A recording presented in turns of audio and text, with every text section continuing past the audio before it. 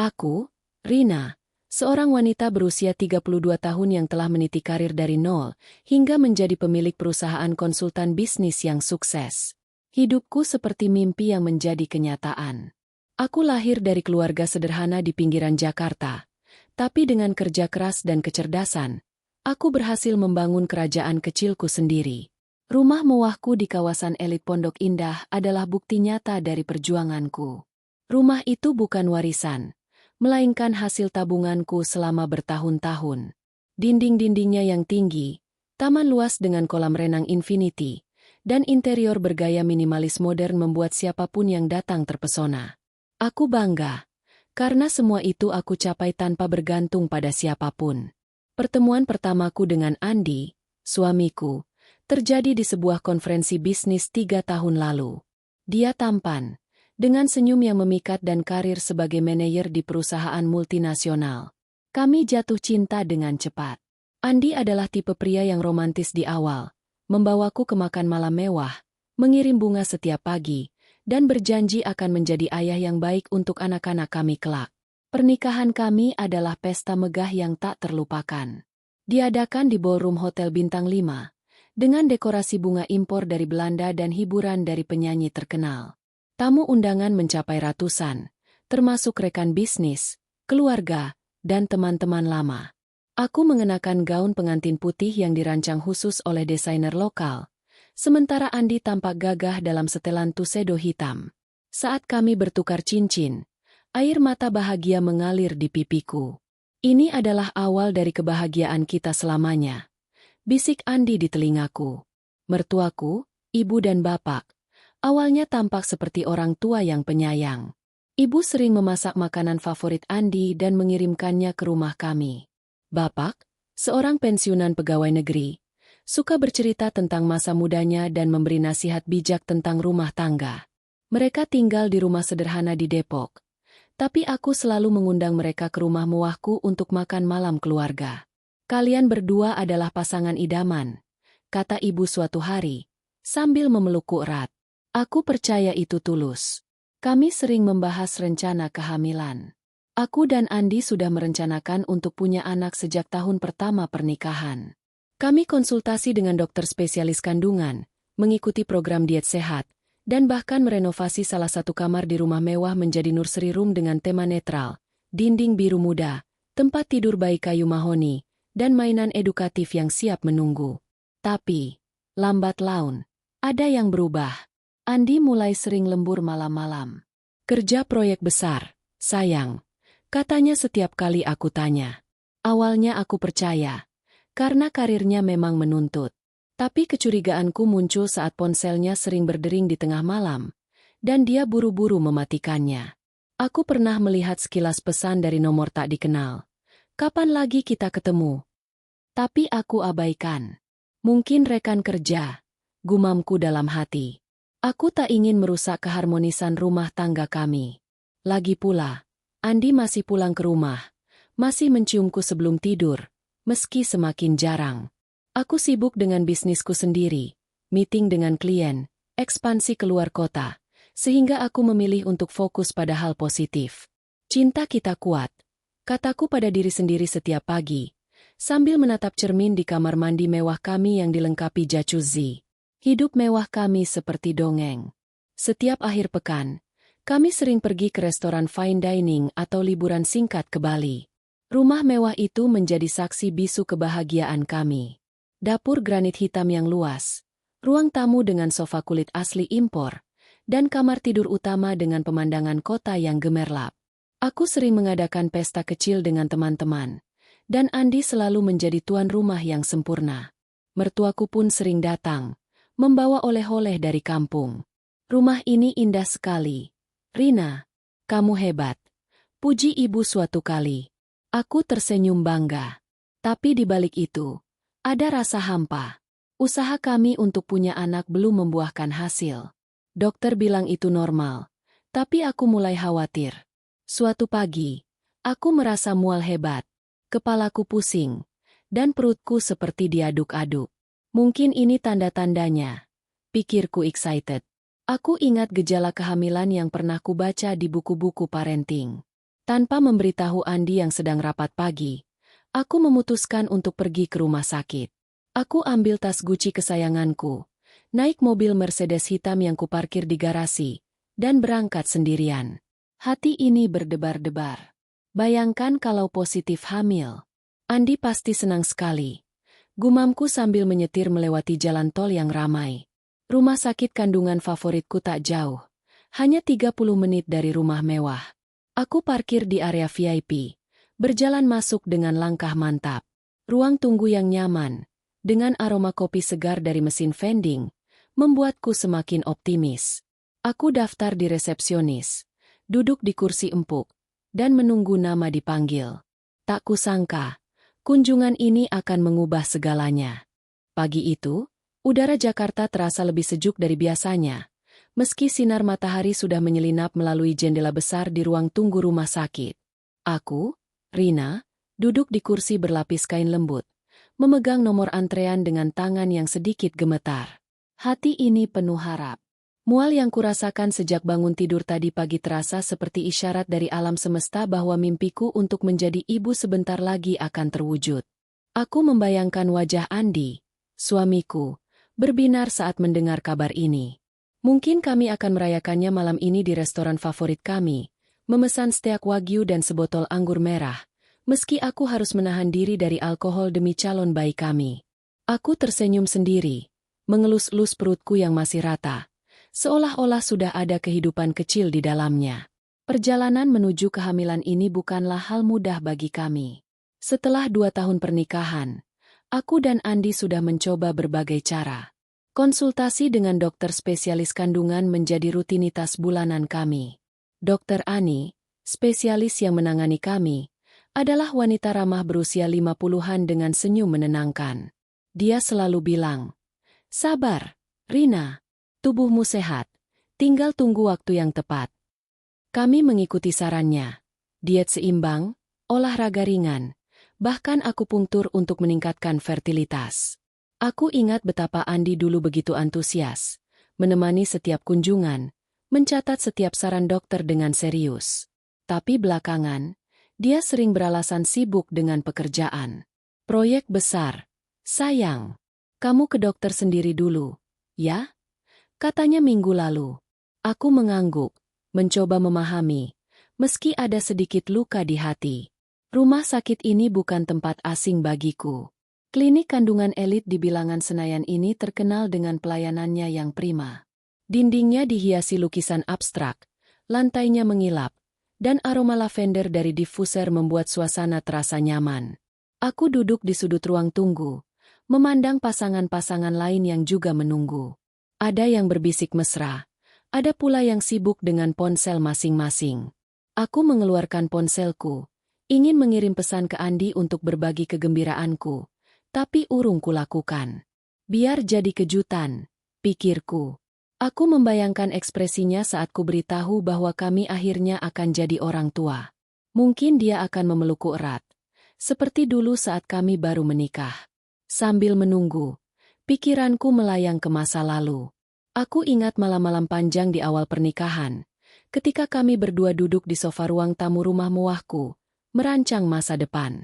"Aku ingin anak kita punya kamar yang penuh warna," kataku suatu malam, sambil menunjukkan desain nursery room di Pinterest. Andi tertawa, mencium keningku. "Kalau laki-laki, kita ajari main bola. Kalau perempuan, dia harus pintar seperti mamanya," katanya.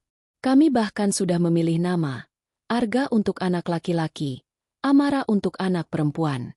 Kamar bayi di rumah sudah kusiapkan dengan cermat. Dinding biru muda yang menenangkan, tempat tidur bayi dari kayu mahoni, dan mobile lucu dengan bentuk bintang dan bulan yang berputar pelan. Setiap kali melewati kamar itu, hatiku dipenuhi harapan. Tiba-tiba, ponselku bergetar. Panggilan dari ibu, mertuaku. Aku menghela napas, ragu untuk mengangkat. Belakangan, ibu sering menelepon hanya untuk bertanya hal-hal sepele. Seperti apa kabar Andi atau kapan aku akan mengunjungi mereka di Depok. Tapi ada nada aneh dalam suaranya akhir-akhir ini, seperti dia menyembunyikan sesuatu. "Halo, Bu," sapaku, berusaha terdengar ceria. "Rina, Apa kabar? Andi mana? Tanyanya langsung, tanpa basa-basi. Aku menjelaskan bahwa aku sedang di rumah sakit untuk cek kandungan, dan dia terdiam sejenak. Oh, ya, semoga hasilnya bagus, ya, katanya, tapi nadanya datar, hampir tak antusias. Aku mengabaikan firasat buruk itu. Mungkin dia capek, pikirku. Setelah beberapa menit ngobrol sopan, aku menutup telepon. Aku kembali fokus pada antrean, mengecek nomorku di layar digital di dinding. Tinggal 2 orang lagi, gumamku. Saat aku membuka majalah parenting yang tergeletak di meja, pintu masuk ruang tunggu terbuka. Aku melirik sekilas, lalu jantungku seperti berhenti. Andi, suamiku, berjalan masuk dengan wajah tegang, menggandeng seorang wanita muda yang memegang perutnya dengan ekspresi kesakitan. Di samping mereka, ibu, mertuaku, berjalan sambil mengusap punggung wanita itu dengan penuh perhatian. Aku terpaku. Majalah di tanganku terlepas. Jatuh ke lantai dengan suara pelan. Siapa wanita itu? Kenapa Andi dan ibu ada di sini? Di klinik kandungan yang sama? Mengantar seseorang yang jelas bukan bagian dari keluarga kami? Hatiku berdegup kencang. Dan dunia di sekitarku seperti melambat. Aku menarik napas dalam. Mencoba menenangkan diri. Tapi rasa mual di perutku kini bercampur dengan firasat buruk yang tak bisa kusingkirkan. Aku duduk membatu di kursi ruang tunggu rumah sakit. Majalah parenting yang tadi kugenggam kini tergeletak di lantai. Jantungku berdegup kencang, seperti drum yang dipukul tanpa henti. Di depanku, Andi, suamiku, berjalan masuk bersama seorang wanita muda yang memegang perutnya dengan wajah meringis. Di samping mereka, ibu, mertuaku, berjalan dengan penuh perhatian. Tangannya mengusap punggung wanita itu seolah dia adalah putri kesayangannya. Aku menahan napas, berusaha memahami pemandangan yang ada di depan mataku. Ini pasti salah paham, pikirku. Mungkin wanita itu saudara atau teman yang butuh bantuan. Tapi kenapa di klinik kandungan? Kenapa Andi memegang tangannya begitu erat? Seperti dia tak ingin melepaskannya? Aku menunduk, berpura-pura sibuk dengan ponselku. Tapi mataku tak bisa lepas dari mereka. Wanita itu berusia sekitar 25 tahun. Jauh lebih muda dariku. Rambutnya panjang, lurus, dan terawat. Dengan gaun sederhana tapi elegan yang menonjolkan perutnya yang sedikit membuncit. Dia terlihat lemah, wajahnya pucat. Tapi ada kilau di matanya saat menatap Andi. Kilau yang kukenali, karena dulu aku juga menatapnya seperti itu. Andi, dengan kemeja biru tua yang selalu jadi favoritku, berbicara pelan kepadanya. Suaranya lembut seperti saat dia membujukku di awal pernikahan. Ibu berdiri di samping, sesekali mengangguk dan tersenyum kecil. Mereka bertiga duduk 2 baris di depanku, tak menyadari kehadiranku. Aku menarik majalah lain dari meja, menggunakannya sebagai tameng untuk mengintip tanpa ketahuan. Percakapan mereka terdengar samar. Tapi aku menajamkan telinga. Sudah bilang dokter, jangan terlalu capek. Kata ibu dengan nada penuh perhatian. Kamu harus jaga diri baik-baik demi bayinya. Bayi? Kata itu seperti petir yang menyambar kepalaku. Aku merasa dunia berputar. Wanita itu mengangguk lemah. Tangannya masih memegang perut. Iya, Bu. Tapi tadi malam perutku sakit sekali. Jawabnya dengan suara lirih. Andi memegang tangannya lebih erat, berbisik. Tenang, sayang. Dokter Ani pasti tahu apa yang harus dilakukan. Sayang, aku hampir tercekik. Kata itu, yang dulu hanya untukku, kini diucapkan untuk wanita lain, di depan mataku, di klinik kandungan yang sama tempat aku menanti harapan kehamilanku. Aku menarik napas dalam, mencoba menenangkan diri. Mungkin ini hanya mimpi buruk. Mungkin aku salah dengar. Tapi setiap gerakan mereka seperti menamparku. Ibu menyerahkan botol air mineral kepada wanita itu, lalu menatap Andi dengan penuh kasih, seolah-olah mereka adalah keluarga kecil yang harmonis. Aku merasa seperti orang asing di dunia mereka. Pikiranku melayang ke masa lalu, mencoba mencari petunjuk. Andi yang akhir-akhir ini sering pulang larut, teleponnya yang selalu berpassword, dan sikap ibu yang mulai dingin padaku. Aku ingat betapa ibu pernah berkomentar sinis. Rina, kamu terlalu sibuk dengan bisnismu. Andi butuh istri yang lebih perhatian. Waktu itu aku tertawa, menganggapnya candaan. Sekarang, kata-kata itu terasa seperti pisau. Aku menunduk lebih dalam, berusaha mengendalikan emosi. Tangan ini gemetar, ingin sekali berteriak, menyeret Andi keluar, dan menuntut penjelasan. Tapi aku tahu, aku harus tenang. Aku harus tahu lebih banyak sebelum bertindak. Aku mengambil ponsel, berpura-pura mengirim pesan, tapi sebenarnya merekam percakapan mereka dengan fitur voice memo. Sudah berapa bulan, Nia? Tanya ibu. Suaranya penuh kelembutan yang tak pernah dia tunjukkan padaku akhir-akhir ini. 4 bulan, Bu. Jawab wanita itu. Nia, namanya ternyata. Tapi dokter bilang harus cek rutin.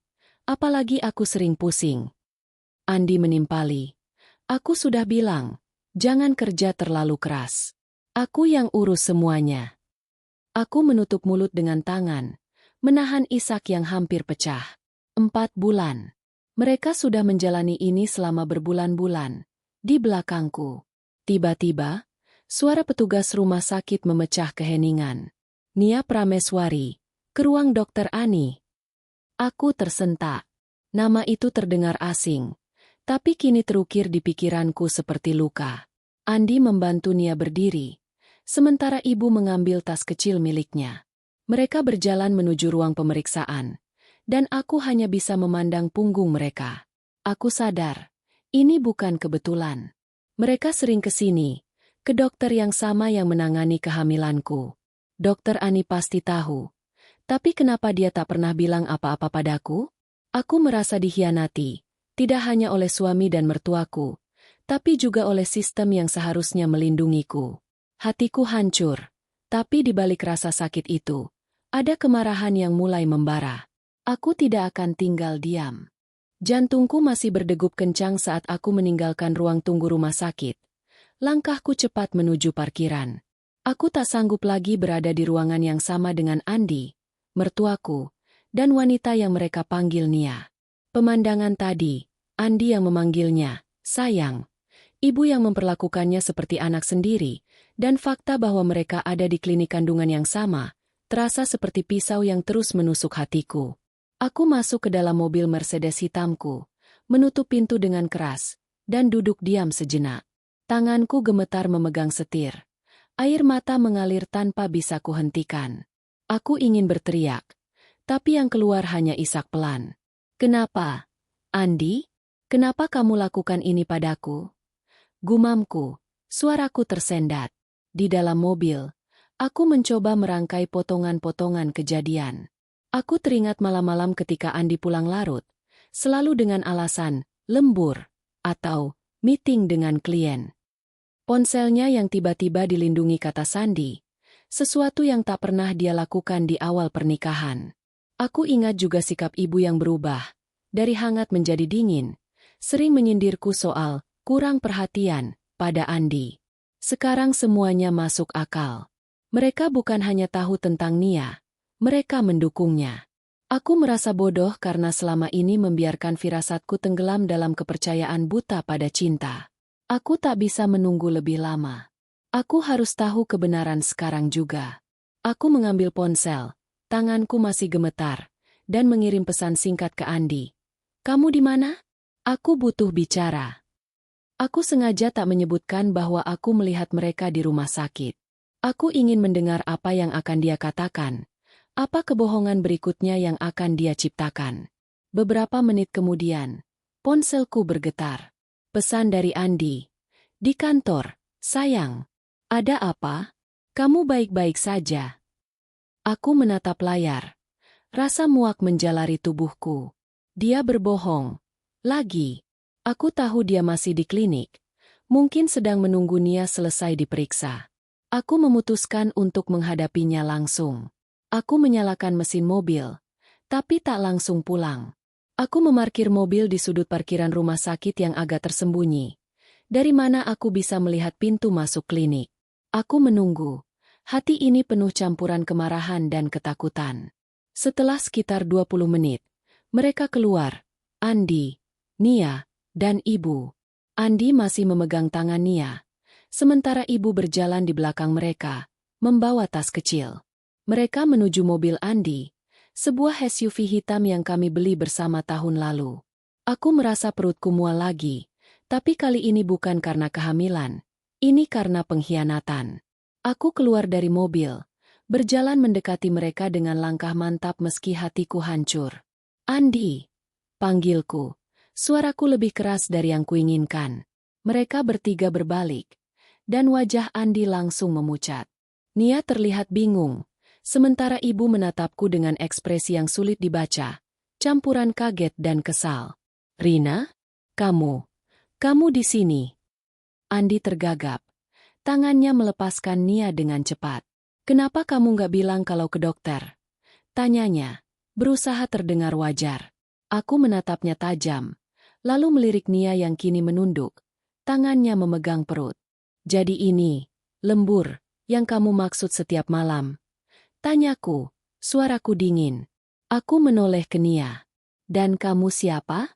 Kenapa kamu ada di sini dengan suamiku dan mertuaku? Nia membuka mulut, tapi tak ada kata yang keluar. Ibu tiba-tiba melangkah maju. Tangannya terangkat seperti ingin menenangkanku. Rina, jangan salah paham. Nia cuma teman Andi yang lagi butuh bantuan. Dia sakit, kasihan. Katanya dengan nada yang terdengar terlalu dibuat-buat. Aku hampir tertawa mendengar kebohongan itu. Teman? Teman yang dipanggil, sayang? Teman yang diantar ke dokter kandungan karena hamil? Bentakku, tak bisa lagi menahan amarah. Andi melangkah mendekat. Tangannya terulur seolah ingin memegangku. Rina, dengar dulu. Ini nggak seperti yang kamu pikirkan. Aku mundur, menolak sentuhannya. Jangan sentuh aku. Aku dengar sendiri tadi. Andi, 4 bulan. Katanya, kalian sudah main belakang berbulan-bulan. Suaraku meninggi, menarik perhatian beberapa orang di parkiran. Nia mulai menangis. Tapi aku tak peduli. Aku menatap ibu, yang kini memalingkan muka. Dan kamu, Bu, mendukung ini? Aku kira kamu ibu yang baik, tapi ternyata kamu sama laknatnya dengan anakmu. Aku berbalik, berjalan kembali ke mobilku, meninggalkan mereka yang terdiam. Di dalam mobil, air mata kembali mengalir, tapi kali ini bercampur dengan tekad. Aku tak akan membiarkan pengkhianatan ini berlalu begitu saja. Aku mengambil ponsel, membuka galeri, dan melihat foto yang sempat kuambil tadi. Andi, Nia, dan ibu berjalan bersama. Bukti ini akan jadi senjataku. Aku menyalakan mesin. Pikiranku kini jernih. Aku akan pulang ke rumah mewahku, tempat yang kubangun dengan keringatku sendiri, dan memulai rencana untuk mengakhiri semua ini. Andi, ibu, dan Nia, mereka akan menyesal telah mengkhianatiku.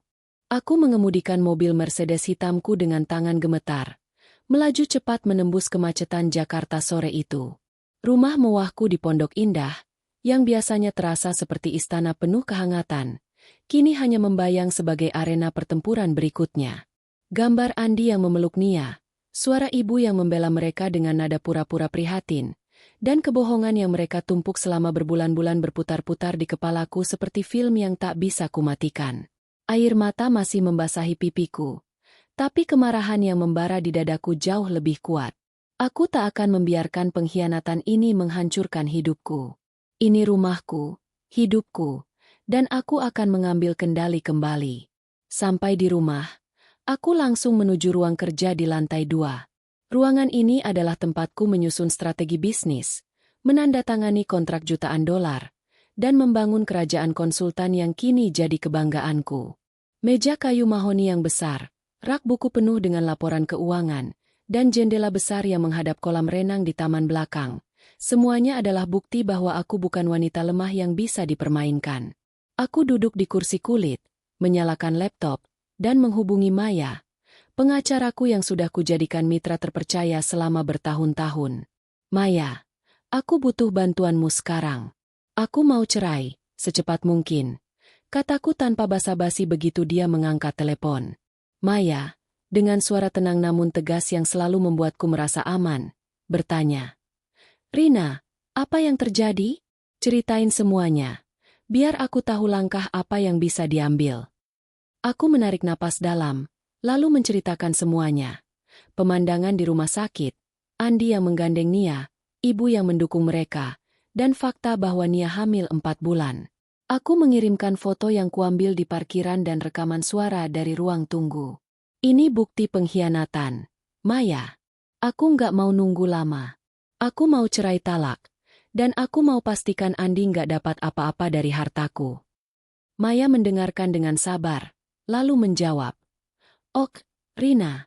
Dengan bukti ini, kita punya kasus kuat. Rumah itu atas namamu, kan? Dan perjanjian pranikah sudah jelas. Aku akan siapkan dokumen cerai malam ini juga.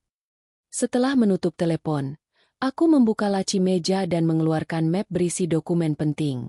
Di dalamnya ada akta kepemilikan rumah mewah ini, yang kubeli dengan hasil jerih payahku sebelum menikah dengan Andi. Perjanjian pranikah yang kami tanda tangani juga ada di sana, dengan klausul jelas bahwa harta pribadi masing-masing tetap terpisah. Andi tak punya hak atas rumah ini, atas bisnisku, atau atas apapun yang kubangun. Aku tersenyum pahit. Dulu, aku menandatangani perjanjian ini karena saran Maya, untuk jaga-jaga. Aku tak pernah menyangka, jaga-jaga, itu akan jadi penyelamatku sekarang. Malam itu, aku tak bisa tidur. Aku duduk di sofa ruang tamu yang luas, dikelilingi furnitur mewah yang kupilih sendiri, sofa kulit Italia, lampu kristal Swarovski, dan karpet Persia yang harganya setara mobil.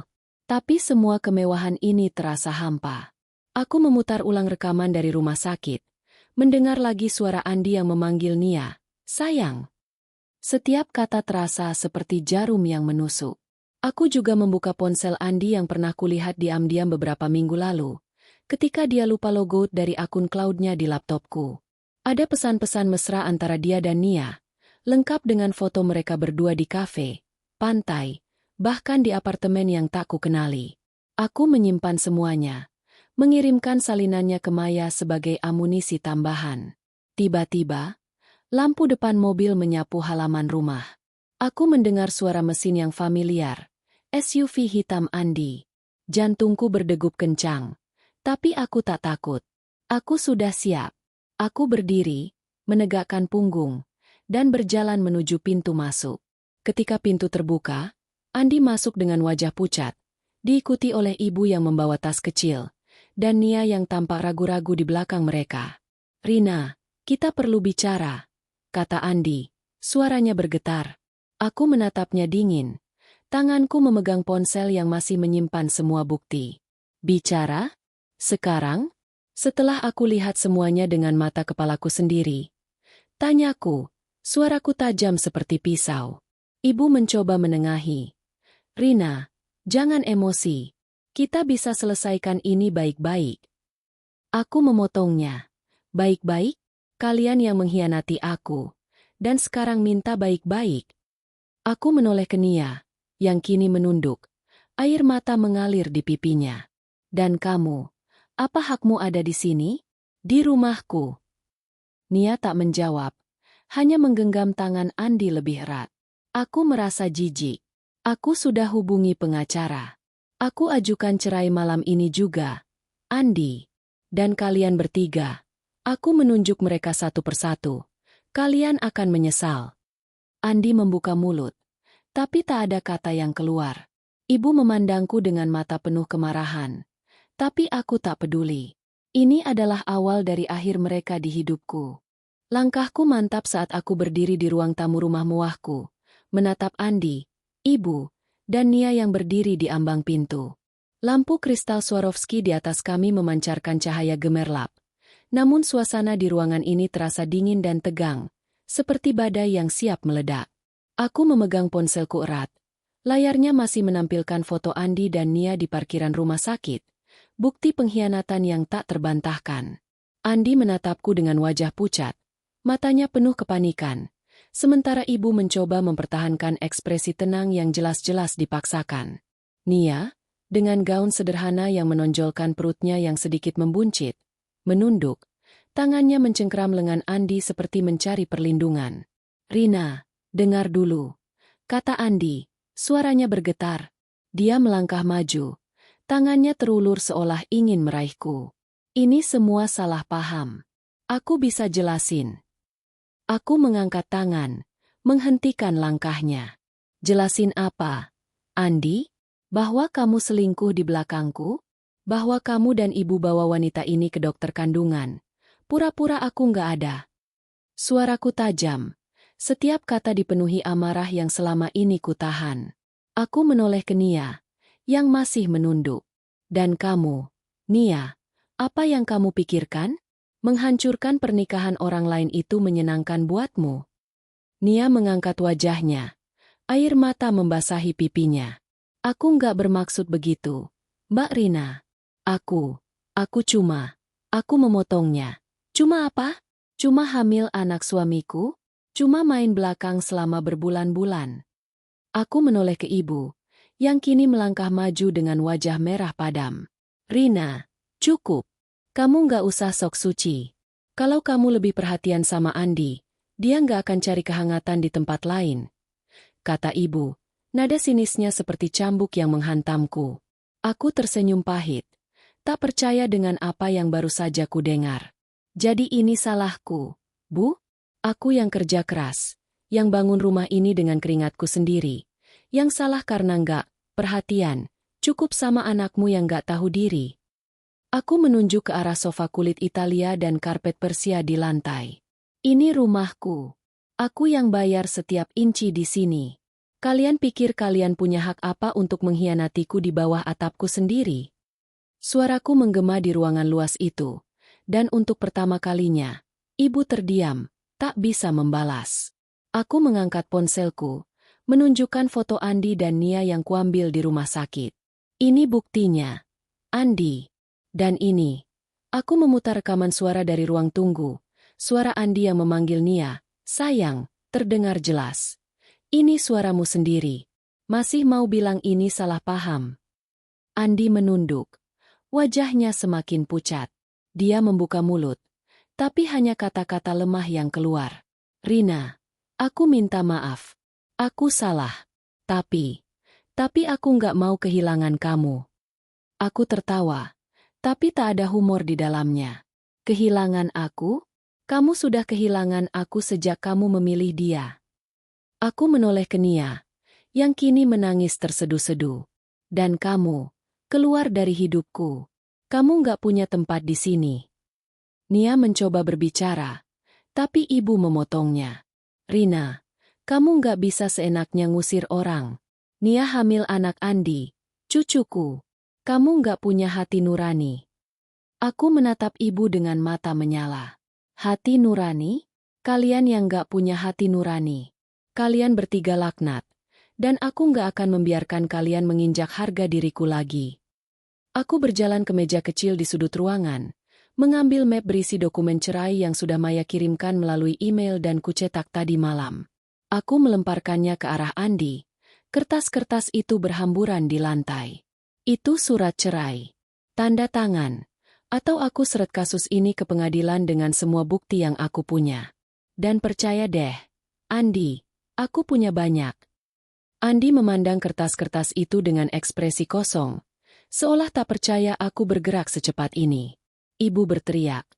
Kamu nggak bisa ngelakuin ini, Rina. Ini rumah keluarga. Aku memotongnya. Rumah keluarga?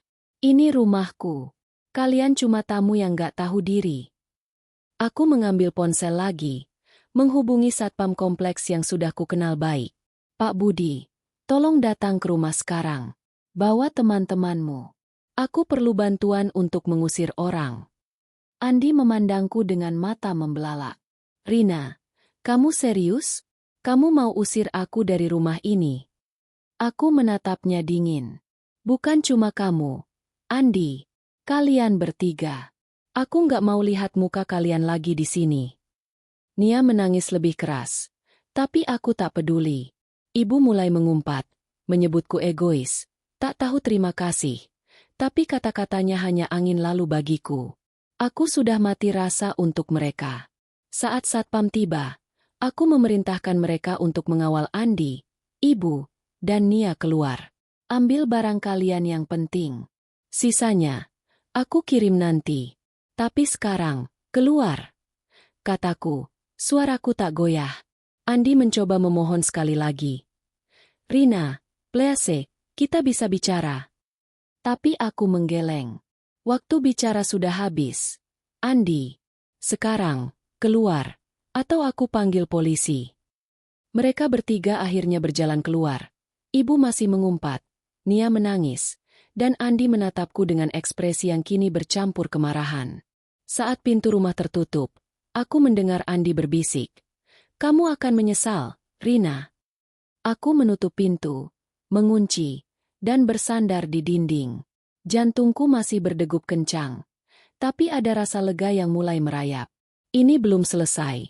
Aku tahu Andi tak akan menyerah begitu saja. Tapi malam ini, aku menang. Pintu rumah mewahku tertutup dengan bunyi klik yang tegas, menyisakan keheningan yang mencekam di ruang tamu. Cahaya lampu kristal Swarovski di atas kepalaku berkilau, tapi tak mampu menghangatkan hatiku yang terasa beku. Aku berdiri di depan pintu, bersandar di dinding marmer yang dingin, mencoba menenangkan napas yang tersengal setelah konfrontasi tadi. Andi, Ibu, dan Nia sudah pergi, diusir dengan pengawalan satpam kompleks. Ancaman Andi, kamu akan menyesal, Rina, masih bergema di telingaku, tapi aku tak gentar. Rumah ini adalah bentengku, dibangun dengan keringat dan tekadku sendiri, dan tak ada seorang pun yang berhak menginjak harga diriku di sini.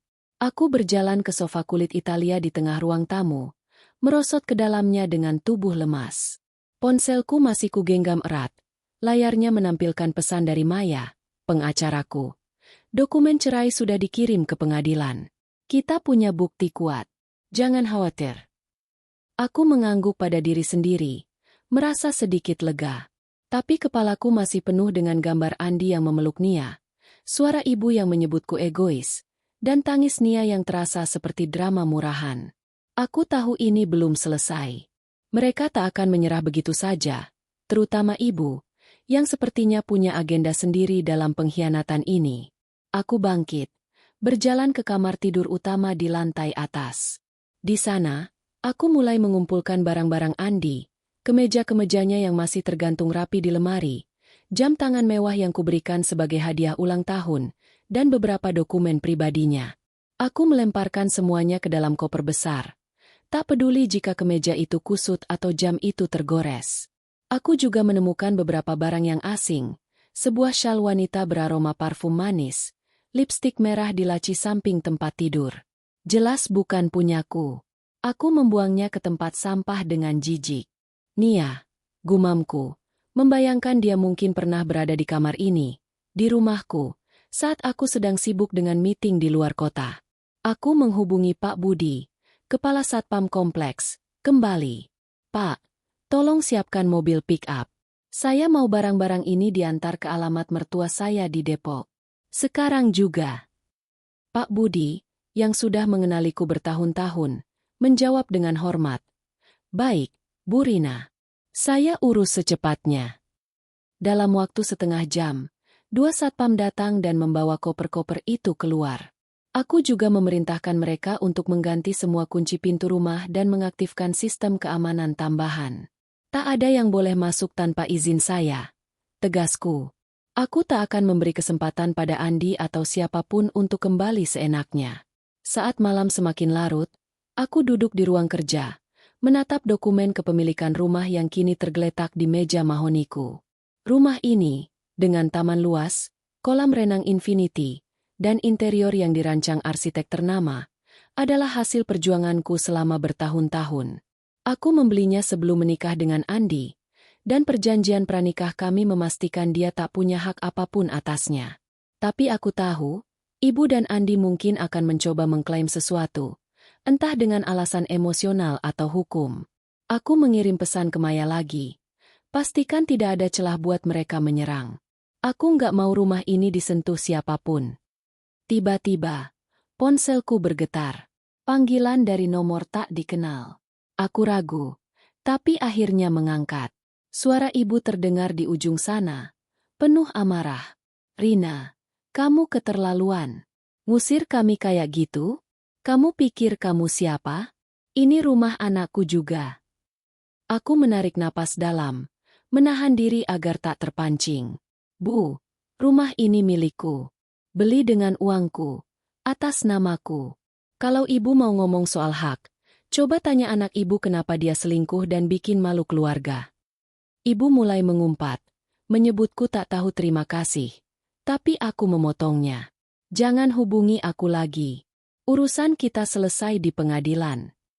Aku menutup telepon, memblokir nomornya, dan merasa beban di dadaku sedikit berkurang.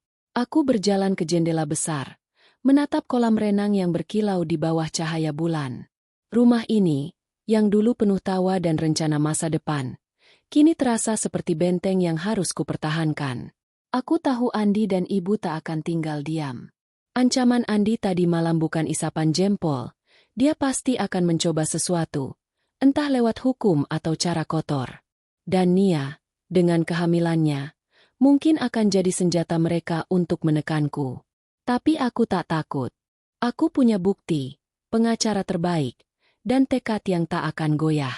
Malam itu, aku tidur dengan ponsel di sampingku, menunggu kabar dari Maya. Proses cerai sudah dimulai, tapi aku tahu badai yang lebih besar sedang menanti di depan. Hari-hari setelah pengusiran Andi, ibu, dan Nia dari rumah mewahku terasa seperti berjalan di tepi jurang. Rumah yang dulu penuh tawa dan impian kini terasa hening. Hanya suara detik jam dinding besar di ruang tamu yang menemani malam-malamku.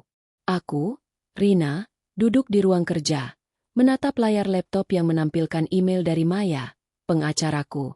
Sidang pertama cerai dijadwalkan minggu depan. Bukti kita kuat, tapi bersiaplah. Pihak Andi mungkin akan main kotor. Aku mengangguk pada diri sendiri. Tahu bahwa pertarungan ini jauh dari selesai. Ancaman Andi saat diusir. Kamu akan menyesal, Rina. Terus bergema, seperti bayang-bayang yang tak mau pergi. Pagi itu, aku membuka ponsel dan langsung disambut notifikasi dari media sosial. Jantungku berdegup kencang saat melihat postingan dari akun yang tak kukenal, tapi isinya seperti pukulan di perut. Rina, istri egois yang usir suami dan ibunya dari rumah keluarga. Wanita karir yang lupa tugas sebagai istri. Postingan itu diunggah di grup komunitas lokal, lengkap dengan foto rumah mewahku yang entah bagaimana mereka dapatkan. Komentar-komentar di bawahnya penuh cacian. Pantes suaminya selingkuh. Wanita matre kayak gini nggak pantas punya keluarga. Aku tahu ini ulah Andi. Dia mulai menyebarkan fitnah untuk menghancurkan reputasiku. Mungkin berharap aku akan menyerah. Aku menghubungi Maya. Suaraku gemetar karena marah. Maya, Andi main kotor. Dia sebarkan gosip di medsos. Nyerang aku secara publik. Maya, dengan nada tenang seperti biasa, menjawab, kirimkan semua tangkapan layar. Kita bisa gunakan ini sebagai bukti pencemaran nama baik. Fokus, Rina, jangan terpancing emosi. Aku mengikuti sarannya, mengumpulkan semua postingan dan komentar, lalu mengirimkannya ke Maya. Tapi di dalam hati, aku merasa terluka. Aku membangun karir dan rumah ini dengan kerja keras. Tapi kini aku dicap sebagai penutup karena menolak dikhianati. Tak berhenti di situ, ibu mulai menghubungi keluargaku. Dia menelepon kakakku, Lisa, dan mengarang cerita bahwa aku yang memaksa Andi selingkuh karena terlalu sibuk dengan bisnis. Lisa, yang selalu jadi penutupku, langsung menghubungiku. Rina, apa-apaan ini? Ibu mertuamu bilang kamu kejam. Usir mereka tanpa alasan. Apa yang terjadi? Aku menceritakan semuanya. Pengkhianatan Andi, keterlibatan ibu, dan Nia yang hamil. Lisa terdiam, lalu berkata, kamu nggak salah, Rin. Mereka yang keterlaluan. Aku dukung kamu. Dukungan Lisa seperti angin segar. Tapi aku tahu ibu tak akan berhenti. Dia bahkan menghubungi beberapa sepupu dan tanteku, mencoba memutarbalikkan fakta agar keluargaku memusuhiku. Sementara itu, Nia tak tinggal diam.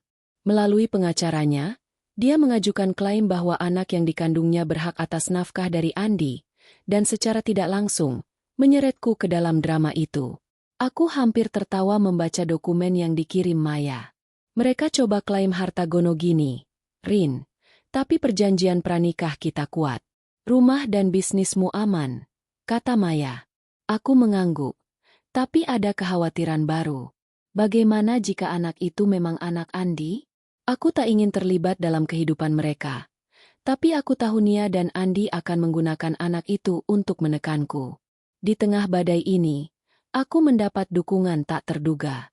Teman-teman lamaku dari dunia bisnis, seperti Dita dan Rian, datang mengunjungi. Mereka membawa makanan dan menghiburku di ruang tamu yang luas. Rina, kamu wanita kuat. Jangan biarkan mereka menang, kata Dita, memelukku erat. Rian, yang dulu membantu strategi ekspansi bisnisku, menambahkan, fokus ke bisnismu. Biar pengacara urus drama ini. Mereka benar. Aku kembali ke rutinitas, memimpin rapat dengan klien, menandatangani kontrak baru, dan memastikan perusahaan konsultanku tetap berjalan. Setiap kali aku merasa lemah, aku mengingatkan diri sendiri. Aku membangun semua ini dari nol, dan tak ada yang bisa merampasnya. Malam itu, aku duduk di teras belakang, menatap kolam renang yang berkilau di bawah lampu taman. Aku merasa lebih kuat, tapi juga lelah. Aku tahu Andi dan ibu tak akan tinggal diam. Maya menelepon. Suaranya serius. Rina, ada kabar baru. Nia melahirkan hari ini. Anak laki-laki. Andi mengajukan hak asuh dan minta mediasi denganmu. Mereka coba mainkan kartu emosional. Aku menutup mata, merasa dunia kembali berputar. Anak itu lahir, dan sekarang Andi ingin menyeretku ke dalam pertarungan baru. Aku menarik napas dalam, menegaskan tekadku. Maya, siapkan aku untuk sidang. Aku nggak akan kasih mereka apapun. Badai ini belum selesai, tapi aku siap menghadapi apapun yang mereka lemparkan. Hari-hari menjelang sidang cerai terasa seperti perang dingin. Rumah mewahku di Pondok Indah, yang dulu menjadi simbol keberhasilanku, kini terasa seperti benteng yang harus kuperjuangkan dengan segala cara. Setiap pagi, aku bangun dengan tekad baru, mengingatkan diri sendiri bahwa aku, Rina, bukan wanita yang bisa diinjak-injak. Aku duduk di ruang kerja, menatap dokumen-dokumen yang Maya kirimkan, bukti pengkhianatan Andi, tangkapan layar fitnah di media sosial, dan catatan telepon ibu yang mencoba memutarbalikkan fakta kepada keluargaku. Tapi di balik semua kekacauan ini, aku mulai menemukan kembali kekuatanku, dan sebuah rencana balas dendam mulai terbentuk di pikiranku. Aku mulai menggali lebih dalam, mencari tahu motif di balik pengkhianatan ini. Aku menghubungi seorang teman lama, Bima, yang bekerja sebagai konsultan IT dan ahli dalam menelusuri data digital. Bima, aku butuh bantuan. Aku ingin tahu apa yang Andi dan mertuaku rencanakan, kataku melalui telepon. Bima, yang selalu bisa diandalkan, setuju untuk membantu. Dalam beberapa hari, dia mengirimkan laporan mengejutkan. Ibu ternyata pernah mencoba meminjam uang dari beberapa kerabat dengan jaminan, aset keluarga, yang jelas-jelas merujuk pada rumah mewahku. Aku juga menemukan email lama antara ibu dan Andi, membahas rencana untuk mengamankan masa depan dengan memanfaatkan hartaku. Ternyata, mereka melihatku sebagai mesin uang, dan Nia adalah bagian dari rencana mereka untuk melemahkanku. Kemarahan membakar dadaku, tapi aku tak ingin bertindak gegabah. Aku memutuskan untuk membalas dengan cara yang cerdas. Aku menghubungi seorang jurnalis independen yang kukenal dari komunitas bisnis, Rani. Aku menceritakan kisahku secara anonim, memberikan semua bukti, foto, rekaman, dan email, tanpa menyebutkan identitasku. Rani, tulis cerita ini. Biar orang tahu bagaimana seorang istri dikhianati oleh suami dan mertuanya sendiri, kataku. Rani setuju, dan dalam beberapa hari, sebuah artikel berjudul, Pengkhianatan di Balik Rumah Mewah, kisah istri yang berjuang untuk keadilan, muncul di platform media daring. Artikel itu viral, memicu diskusi di media sosial. Andi dan ibu, meski tak disebut namanya, menjadi sasaran kecaman publik. Aku tersenyum kecil saat melihat komentar-komentar yang mendukung istri yang kuat itu. Reputasi mereka hancur. Dan aku tahu itu lebih menyakitkan daripada apapun. Di tengah pertarungan ini, aku kembali ke dokter kandungan untuk pemeriksaan rutin. Aku hampir lupa soal mualku di hari itu, yang membawaku ke rumah sakit dan mengungkap pengkhianatan Andi. Saat dokter Ani memeriksaku, dia tersenyum lebar. "Selamat, Rina. Kamu hamil, sekitar 8 minggu." Aku terpaku.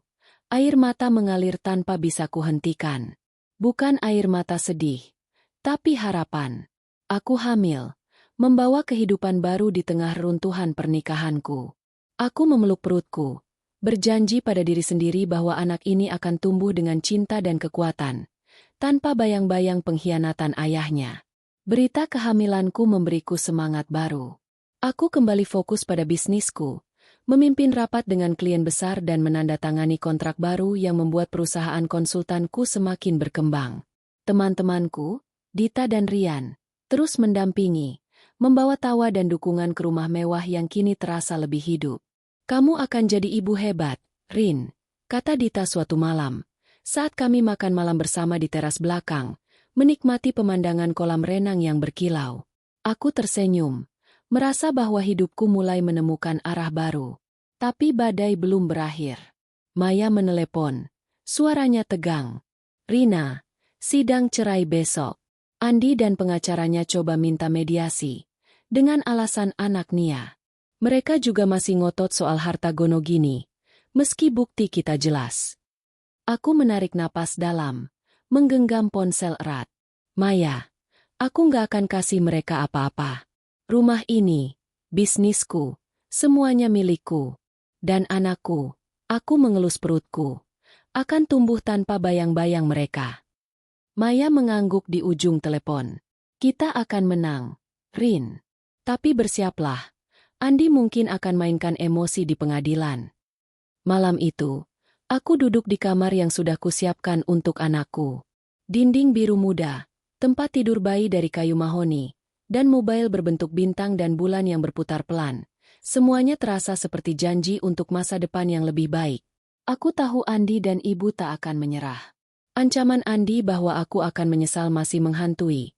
Dan kini dengan anak Nia yang sudah lahir, mereka punya amunisi baru. Tapi aku tak takut. Aku punya bukti, pengacara terbaik, dan yang terpenting, alasan baru untuk berjuang, anakku. Sidang besok akan menjadi pertempuran besar. Tapi aku siap.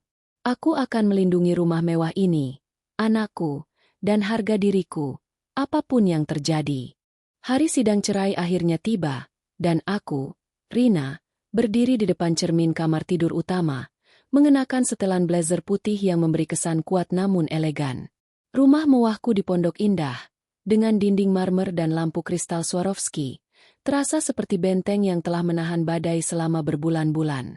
Aku mengelus perutku yang mulai sedikit membuncit, merasakan kehadiran anakku yang menjadi sumber kekuatanku. Sidang ini adalah puncak dari perjuanganku melawan pengkhianatan Andi, ibu, dan Nia. Aku tahu mereka akan mencoba segala cara untuk menyerangku, tapi aku sudah siap. Maya, pengacaraku, telah memastikan semua bukti, foto, rekaman, email, dan perjanjian pranikah, tersusun rapi untuk menghancurkan klaim mereka. Di ruang sidang, suasana tegang. Andi duduk di sisi lain dengan pengacaranya. Wajahnya penuh ketegangan. Ibu ada di belakangnya, menatapku dengan mata penuh dendam, sementara Nia absen, mungkin karena baru melahirkan. Pengacara Andi mencoba memainkan kartu emosional, mengklaim bahwa Andi berhak atas sebagian harta karena kontribusinya dalam pernikahan kami dan demi anak yang dikandung Nia. Aku hampir tertawa mendengar argumen itu. Maya berdiri dengan tenang, menyampaikan fakta. Rumah mewah dan bisnisku adalah harta pribadi yang kubeli sebelum pernikahan, didukung perjanjian pranikah yang sah. Bukti pengkhianatan Andi, foto di rumah sakit, rekaman suara, dan pesan mesra dengan Nia, diserahkan ke hakim, membuat pengacara Andi tergagap. Setelah 2 jam perdebatan sengit, hakim memutuskan, perceraian disahkan, dan Andi tak berhak atas apapun. Rumah mewah, bisnisku, dan masa depanku tetap utuh. Saat keluar dari pengadilan, Aku merasa beban berat terangkat dari pundakku. Andi mendekat, mencoba bicara. Rina, aku minta maaf. Aku masih ingin kita baikan demi anak kita, katanya. Suaranya penuh kepalsuan. Aku menatapnya dingin. Tanganku mengelus perut. Anakku, Andi, bukan anak kita. Kamu sudah memilih jalanmu dengan Nia. Jangan pernah dekati aku atau anakku lagi. Aku berbalik, meninggalkannya yang terdiam. Ibu mencoba berteriak, tapi satpam pengadilan menghentikannya. Aku tahu ini adalah akhir dari babak mereka dalam hidupku. Kembali ke rumah mewah, aku merasakan kedamaian yang sudah lama hilang. Aku berjalan ke kamar bayi yang sudah kusiapkan, menatap dinding biru muda dan mobile berbentuk bintang yang berputar pelan. Aku membayangkan anakku bermain di sini, tertawa, dan tumbuh tanpa bayang-bayang pengkhianatan ayahnya. Bisnisku terus berkembang, dengan kontrak baru yang membuat perusahaan konsultanku semakin dikenal di kancah internasional. Teman-temanku, Dita dan Rian, sering datang, membawa tawa dan kehangatan ke rumah yang kini terasa hidup kembali. Kamu luar biasa, Rin. Kamu menang, bukan cuma di pengadilan, tapi dalam hidup, kata Dita suatu malam, saat kami duduk di teras belakang, menikmati angin sejuk dan pemandangan kolam renang. Aku juga mulai membuka hati untuk kemungkinan baru. Di sebuah acara bisnis, aku bertemu dengan Ardi, seorang arsitek yang lembut dan penuh perhatian. Dia tak tahu banyak tentang masa laluku, tapi dia menghormati kemandirianku dan antusias mendengar cerita tentang anakku yang akan lahir. Kami mulai berteman, dan meski aku belum siap untuk cinta baru, kehadirannya memberi harapan bahwa hidupku tak akan selamanya tentang luka. Aku belajar bahwa cinta sejati dimulai dari diriku sendiri, dari kekuatan untuk bangkit, melindungi apa yang kucintai, dan tak pernah menyerah. Malam itu, aku berdiri di balkon kamar utama, menatap langit Jakarta yang dipenuhi bintang. Rumah mewah ini, yang kubangun dengan keringatku, bukan lagi sekadar simbol kesuksesan. Ia adalah bukti ketangguhanku, tempat anakku akan tumbuh dengan cinta, dan saksi bisu perjuanganku melawan pengkhianatan. Andi, Ibu, dan Nia kini hanya masa lalu. Kabar terakhir yang kudengar, Nia meninggalkan Andi setelah menyadari dia tak bisa memberikan kehidupan yang dijanjikannya. Ibu kembali ke Depok, hidup dengan reputasi yang hancur setelah artikel viral itu. Aku tak peduli lagi. Hidupku adalah milikku, dan anakku adalah masa depanku. Aku menutup mata, merasakan angin malam menyapa wajahku. Kamu akan jadi ibu hebat, gumamku pada diri sendiri, mengelus perutku. Rumah mewah ini, dengan segala kemegahannya, adalah rumahku, bukan hanya tempat tinggal, tapi simbol kemenangan seorang wanita yang tak pernah menyerah. Aku tersenyum, siap menyambut babak baru dalam hidupku, dengan anakku dan kebebasanku sebagai hadiah terindah. Langit Jakarta malam itu cerah. Bintang-bintang berkilau di atas rumah mewahku di Pondok Indah. Aku, Rina, berdiri di balkon kamar utama. Tanganku masih mengelus perut yang kini semakin membuncit. Kehamilanku sudah memasuki trimester kedua, dan setiap gerakan kecil dari anakku terasa seperti janji bahwa hidupku akan baik-baik saja.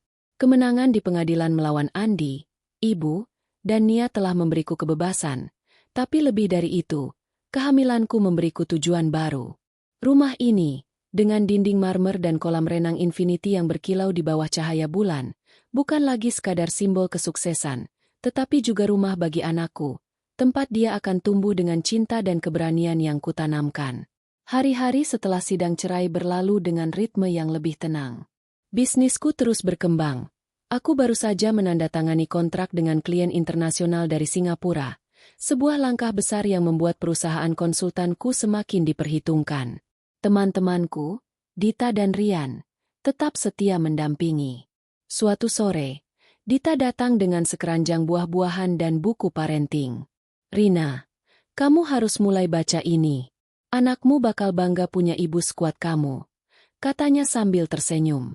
Kami duduk di ruang tamu, di sofa kulit Italia yang dulu jadi saksi rencana masa depanku dengan Andi, tapi kini menjadi tempat tawa dan harapan baru. Rian menambahkan, kalau anakmu cowok, ajarin dia jadi gentleman sejati, bukan kayak mantanmu. Kami tertawa, dan untuk pertama kalinya setelah sekian lama, tawaku terasa tulus. Aku juga semakin dekat dengan Ardi, arsitek yang kukenal di acara bisnis. Dia sering mengirim pesan, bertanya tentang kehamilanku atau sekadar berbagi desain proyek terbarunya. Suatu hari, dia mengajakku makan malam di restoran sederhana di Kemang, tempat yang jauh dari kemewahan yang biasa kulihat, tapi penuh kehangatan. Rina, aku kagum sama ketangguhanmu. Gak banyak orang bisa bangkit seperti kamu, katanya, matanya penuh kejujuran. Aku tersenyum, belum siap membuka hati sepenuhnya, tapi merasa nyaman dengan kehadirannya. Terima kasih, Ardi. Tapi sekarang, fokusku cuma anakku dan bisnisku, jawabku. Dia mengangguk, menghormati batasanku, dan itu membuatku semakin menghargainya. Namun, bayang-bayang masa lalu tak sepenuhnya hilang. Maya menghubungiku suatu pagi, memberi kabar bahwa Andi mencoba mengajukan banding atas putusan cerai, dengan alasan kepentingan anaknya dengan Nia. Aku menghela napas. Sudah menduga dia tak akan menyerah begitu saja. Maya, apapun yang mereka coba, pastikan mereka nggak bisa sentuh hidupku lagi, kataku, suaraku tegas. Maya meyakinkanku bahwa banding itu lemah, karena bukti kami terlalu kuat. Aku juga mendengar dari Lisa, kakakku, bahwa Nia kini tinggal sendirian di apartemen kecil, ditinggalkan Andi yang ternyata tak mampu memenuhi janji-janjinya. Ibu kembali ke Depok, hidup dalam diam setelah reputasinya hancur akibat artikel viral yang kubantu sebarkan secara anonim. Aku tak merasa kasihan, mereka menuai apa yang mereka tanam. Malam itu, aku duduk di kamar bayi yang sudah lengkap dengan perabotan. Mobil berbentuk bintang dan bulan berputar pelan di atas tempat tidur bayi dari kayu mahoni, menciptakan bayangan lembut di dinding biru muda. Aku membayangkan anakku di sini, mungkin bernama Amara jika perempuan, atau Arga jika laki-laki, seperti yang pernah kurencanakan dengan Andi dulu. Tapi kini, nama-nama itu adalah milikku saja, simbol harapan yang kubangun sendiri. Aku mengambil buku catatan dari meja, menulis daftar impian untuk anakku. Kamu akan belajar untuk kuat, untuk jujur, dan untuk mencintai dirimu sendiri. Aku tersenyum, merasa damai. Aku berjalan ke teras belakang, menatap kolam renang yang berkilau di bawah lampu taman. Angin malam membelai wajahku, membawa aroma bunga melati dari taman. Rumah mewah ini, yang kubangun dengan keringatku, telah melalui badai pengkhianatan dan keluar sebagai simbol kemenanganku. Aku tak lagi memikirkan Andi, ibu, atau Nia. Mereka adalah masa lalu, dan aku adalah masa kini, seorang ibu, pebisnis, dan wanita yang tak pernah menyerah. Dengan anakku yang akan segera lahir, aku tahu hidupku akan penuh warna baru. Aku menutup mata, berbisik pada diriku sendiri. Kamu sudah menang, Rina.